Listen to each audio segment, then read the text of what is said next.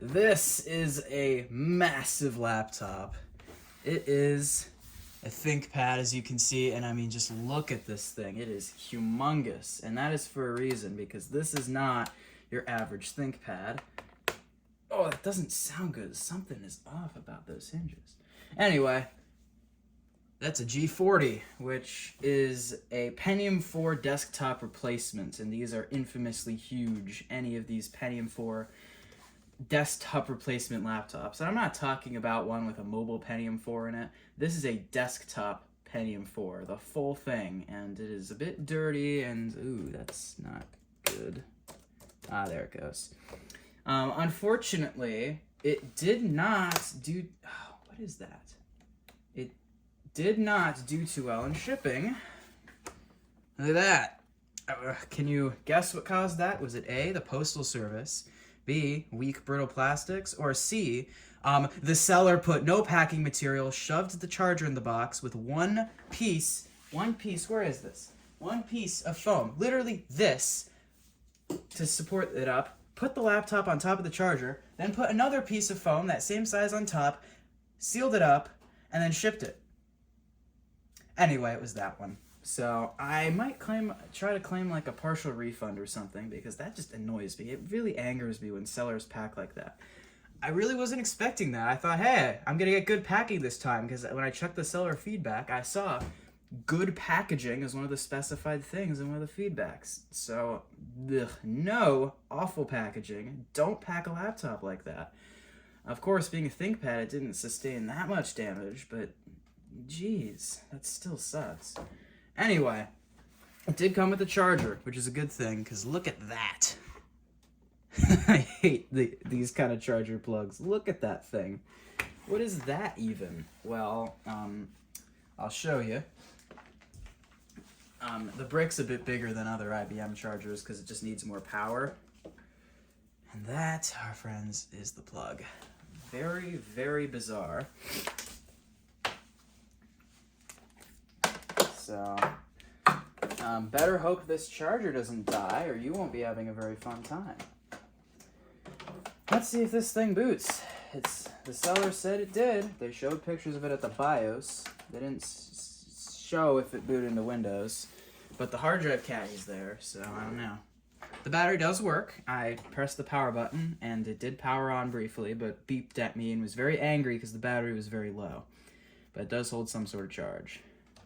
I'm hoping that CMOS battery is dead and that it'll just boot into Windows XP when I set the date, because I don't have a spare drive to put in this. So then, why did I buy this beyond, look at it? Who wouldn't want one of these?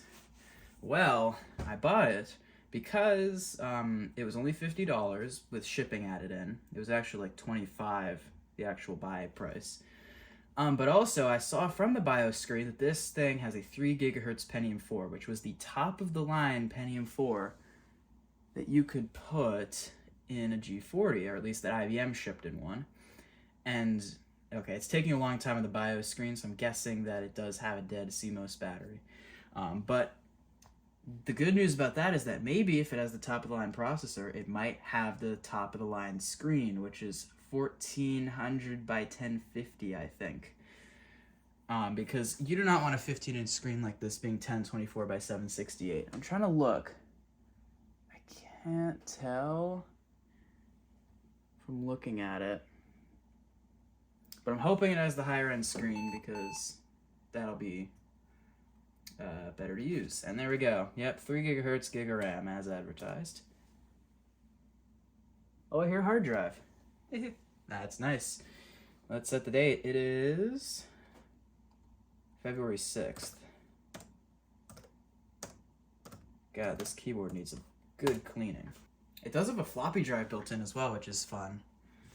That'll actually be very convenient to have an XP laptop with a floppy drive. I don't have any. I have some that support a floppy drive module, but not with one. If you had a model with like a dedicated or better graphics card, you'd have a graphics card there instead.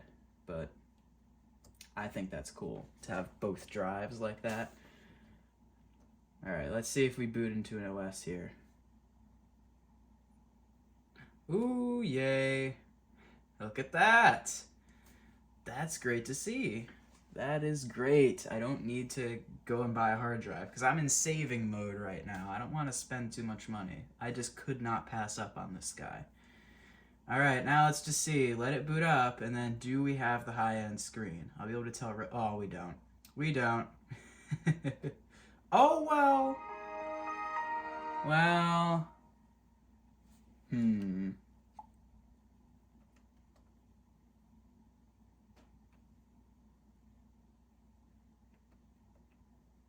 Yeah, we don't. Oh, that sucks.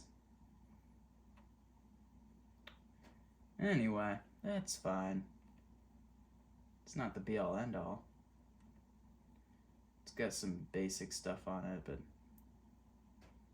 nothing much. What is this? Oh, is this a OBD2 compatible? What is this? All wrongs reserved. Okay, that's funny.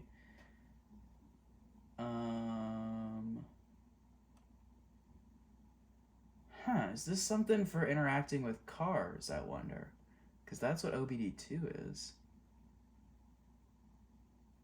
Oh, yeah, it might be some sort of car control thing that you'd like hook a cable in, maybe through serial or something. That's interesting. Cool, neat. Oh yeah, VW. Yeah, so it's, I guess, for Volkswagen cars. That's neat. I always love it when I get a bit of a past life on what these things were used for.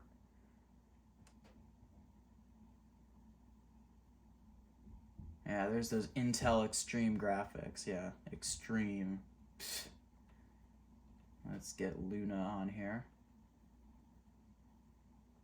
Yeah, that's that lovely 1024 by 768 that I really don't like on screens this big and OS is this new, but yeah, well.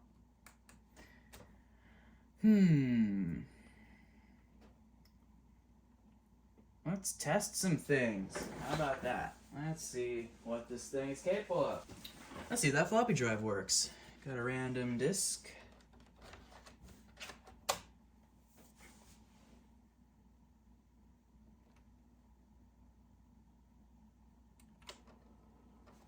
This is probably Mac formatted. Yeah.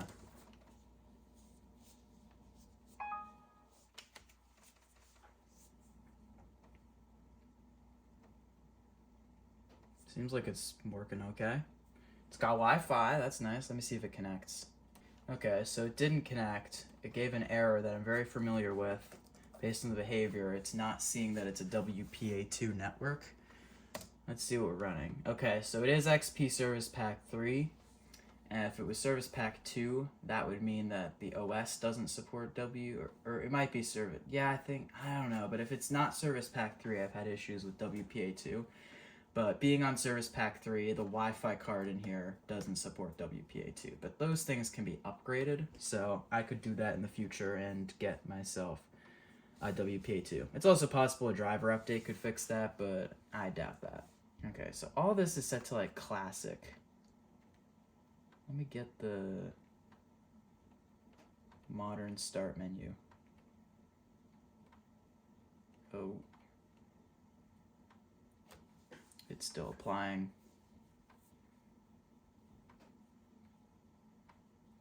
There we go. Alright, that's much better. Looks like they're playing some internet games. They had stuff on the desktop. Silverlight. Oh god. So this is the original install, it looks like. Although, I don't know. It usually has more cool IBM stuff. Let me see if there are any wallpapers on here. Oh, look at that. It's the company that... You know what? That makes sense. If this had a company install on it, it would make sense to know the IBM stuff is there. I'll go see if I can find the original install disk or restore CD on archive.org. But it looks like it came from whatever. Oh, there we go. Show desktop. Something engineering. I'll look up if they're still around. Alright, so it looks like the floppy drive works. I guess these people worked on cars. DDL Omni. Engineering. Well, in the meantime, I'm gonna set one of these funky looking ones. Alright, could not locate the CD anywhere online. Seems they're pretty rare. So, what I can try though is, I don't know how they imaged this, but if they did not wipe the original recovery partition, I can get to it with this handy access IBM key. So let's try that. Get that floppy out first. That would be very convenient since we do have the original hard drive, and if so, I'll back up the recovery partition somehow. I'm sure I could image it.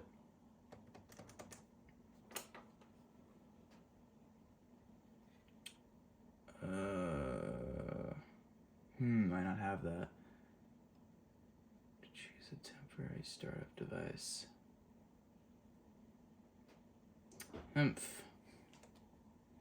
Yeah, all the IBM stuff has been wiped clean off here, so I guess we aren't getting that. So, what to do? Should I just clean up the current install since it is pretty clean? Or should I wipe it and install like XP Media Center Edition or something? I'll have to think about that. What is that sound every time I open and shut the hinges on this? Ugh. Does anything look off? There's no cracking or anything, physically at least. Or is there? Can't tell. Is that a scratch or a crack? Come on, switch to macro mode. Oh, come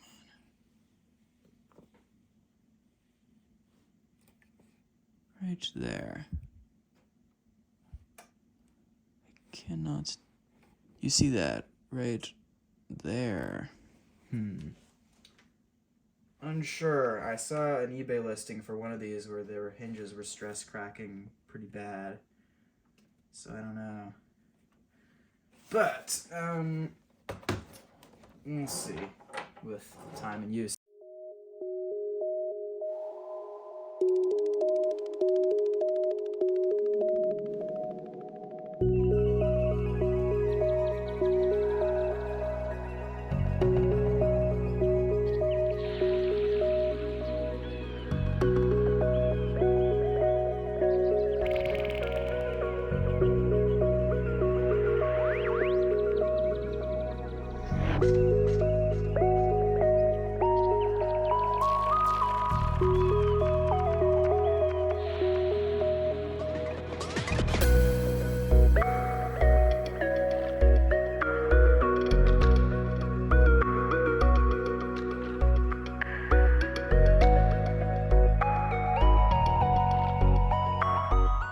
That's better. Still needs a bit more work, but it's reasonably clean now. That's a scratch right there. So, yeah, something scuffed it bad. But, yeah, that's I think where I'm going to end this one. I'm planning a future video where I compare it to another beast I have, which is Dell's answer to this class of system anyway. We'll see which one did a better job. So, yeah. Thank you all for watching. I'll see everyone next time. Goodbye.